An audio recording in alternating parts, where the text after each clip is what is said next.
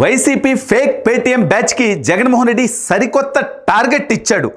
తిరుమల తిరుపతి దేవస్థానం లడ్డూ విషయంలో, నెయ్యి కల్తీ విషయంలో, లడ్డూ కల్తీ విషయంలో, తిరుమలలో వాళ్ళు చేసినటువంటి అవినీతి తప్పుడు పనుల విషయంలో ప్రజల్లోకి బలంగా వెళ్ళిపోవడంతో దాని నుంచి డైవర్ట్ చేయడం కోసం ఇవాళ టీటీడీ చైర్మన్గా ఉన్నటువంటి బిఆర్ నాయుడు గారిపై కొన్ని ఫేక్ ప్రాపగండాలు మొదలు పెట్టేశారు. అయితే ఇందులో ఈ నిబ్బాలు చేసినటువంటి నిబ్బి మిస్టేక్లు ఏందో ఒకసారి మనమే చూద్దాం. టీటీడీ చైర్మన్ బిఆర్ నాయుడు గారు షిరిడీకి వెళ్ళినట్టుగా, అప్పుడు ఒక మహిళతో ఉన్నట్టుగా, ఈవిడతోనే మరికొన్ని డీప్ ఫేక్ వీడియోలు కూడా ఆ వైసీపీ పేటీఎం బ్యాచ్ బయటకు వదిలింది. చాలామంది చూసుంటారు. అయితే ఈ నిబ్బాలు మిస్ అయింది ఏంటంటే, చేసే తప్పుడు పని అన్నా సక్రంగా చేయాలి కదరా పోరం పోకలంతా కలిసి. మీరు ఆ ఫేక్ అన్నా సక్రంగా తగలబెట్టాలి, లాజికల్గా ఉండాలి.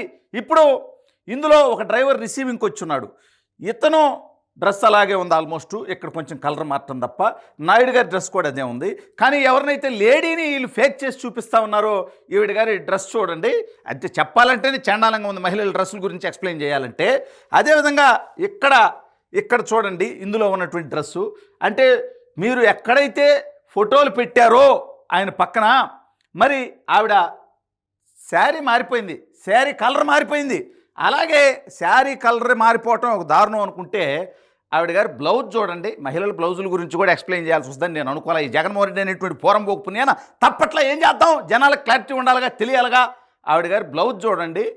అదేవిధంగా ఈ ఫోటోలో ఉన్నటువంటి ఆవిడ గారు బ్లౌజ్ చూడండి.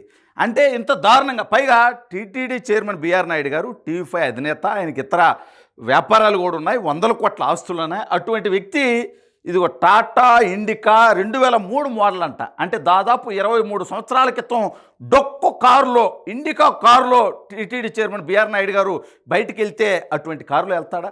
సాదా సీదా వ్యక్తులే ఇవాళ అటువంటి కార్లు వాడేటువంటి పరిస్థితి లేదు. అటువంటిది ఆయన ఇండికాలో వెళ్ళినట్టుగా, అంటే ఫేక్ అన్నా సరిగ్గా తగలబెట్టండి అని నేను చెప్పదలుచుకున్నా. అయితే అసలు బిఆర్ నాయుడు గారిని ఎందుకు టార్గెట్ చేసాడయా ఈ పోరంబోకు జగన్మోహన్ రెడ్డి అంటే, గత జగన్మోహన్ రెడ్డి 5 సంవత్సరాల పరిపాలనలో జగన్మోహన్ రెడ్డి అరాచకాలకు ఆయన లొంగల. జగన్మోహన్ రెడ్డి అవినీతి, తప్పుడు పనులు, దుర్మార్గాలు, వీటన్నిటిని కూడా ఆయన ధైర్యంగా తన ఛానల్ ద్వారా పోరాటం చేశారు, ప్రజల్లోకి తీసుకెళ్లారు. అమరావతి ఉద్యమానికి ఆయన అండగా నిలబడ్డారు. సాక్షాత్తు బిఆర్ నాయుడు గారి మీద కేసులు పెడితే, టీవీ5 అక్కడ ఉన్నటువంటి జర్నలిస్టుల మీద కూడా కేసులు పెట్టినా కూడా వాళ్ళు ఎక్కడ వెనక్కి తగ్గల. జగన్మోహన్ రెడ్డికి వాళ్ళు సాగిల పడలా. జగన్మోహన్ రెడ్డి రాయబారాలు, బేరాలు ఇదే టీటీడీలో పనిచేసినటువంటి ఉన్నతమైనటువంటి వ్యక్తుల ద్వారా అనేక దఫాలు సాగించేటువంటి ప్రయత్నం చేసినా ఆయన లొంగల.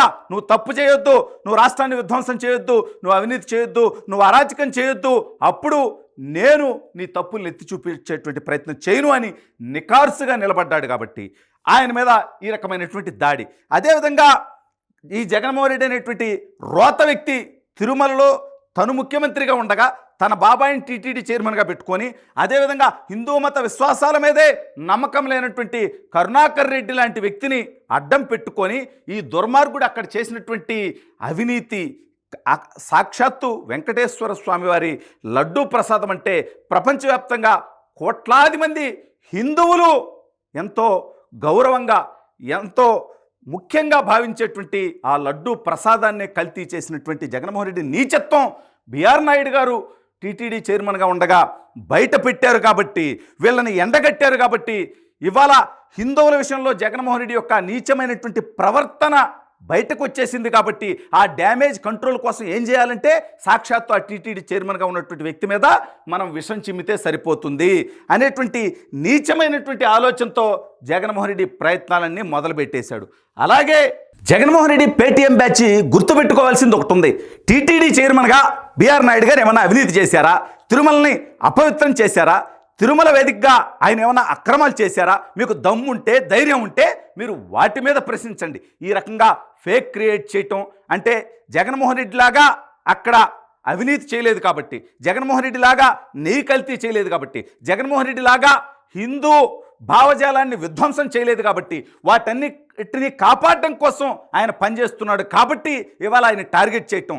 టీటీడీ చైర్మన్గా బిఆర్ నాయుడు గారు ఎన్నికైన తర్వాత మొట్టమొదట ఆయన మాట్లాడిన ఒకటే, వెంకటేశ్వర స్వామి సేవ చేయడం కోసం నేను ఈ పదవి తీసుకుంటున్నాను, కనీసం టీటీడీ నుంచి నేను టీ కూడా తాగను, వాటర్ బాటిల్ కూడా నా సొంతగానే కొనుక్కుంటాను అని చెప్పినటువంటి ఏకైక టీటీడీ చైర్మన్ బిఆర్ నాయుడు గారు.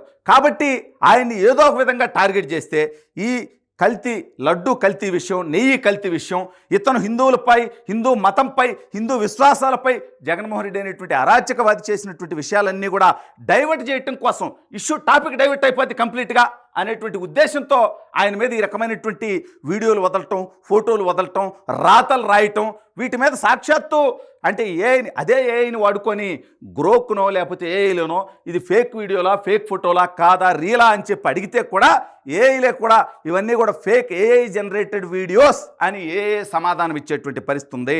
జగన్మోహన్ రెడ్డి ఇంకా తన యొక్క పాతకాలపు పద్ధతులు, ఎందుకంటే జగన్మోహన్ రెడ్డి ముఖ్యమంత్రిగా ఉన్నప్పుడు దుష్ట చతుష్టయం అని చెప్పి ఒక నలుగురిని ఉద్దేశించి స్వయం డైరెక్ట్గా మాట్లాడేసేవాడు. ఎవరయ్యా అంటే చంద్రబాబు నాయుడు గారు, బిఆర్ నాయుడు గారు, ఈటీవీ రామోజీరావు గారు, ఏబిఎన్ రాధాకృష్ణ గారు. కాబట్టి స్వయంగా జగన్మోహన్ రెడ్డే బిఆర్ నాయుడు గారిని తన శత్రువుగా ఎప్పుడో డిక్లేర్ చేస్తున్నారు. అంటే దుష్ట చతుష్టయమని పలకటం కూడా ఆ దౌర్భాగ్యమైనటువంటి జగన్మోహన్ రెడ్డికి రాదు. దుసట చెత్తటట అనేవాడు. అందులో ఏకంగా ఆయన టార్గెట్ చేసి ఆ దుష్ట చతుష్టయం అని చెప్పి తన పాలనలో అరాచకాలను వెలికి తీస్తున్నాడని చెప్పి జగన్మోహన్ రెడ్డి ఆయన్ని తన శత్రువుగా బహిరంగంగా ముఖ్యమంత్రిగా ఉండి ఒక పార్టీ అధ్యక్షుడిగా ఉండి ప్రకటించిన విషయం రాష్ట్ర ప్రజలందరికీ తెలుసు. కాబట్టి ఈ రకమైనటువంటి ప్రచారాలు మానుకొని జగన్మోహన్ రెడ్డి నువ్వు చేసినటువంటి తప్పులకి, తిరుమల విషయంలో నువ్వు చేసినటువంటి మహా అపచారాలకి, చెంపకి నువ్వు తిరుమల విషయంలో జగన్మోహన్ రెడ్డి నువ్వు చేసినటువంటి తప్పులకి, అరాచకాలకి, దుర్మార్గాలకి నువ్వే లెంపలేసుకొని మరి హిందూ సమాజం మొత్తానికి, వెంకటేశ్వర స్వామి భక్తులందరికీ కూడా క్షమాపణలు చెప్పి ఇటువంటి నీచమైనటువంటి పనులు మానుకో జగన్మోహన్ రెడ్డి.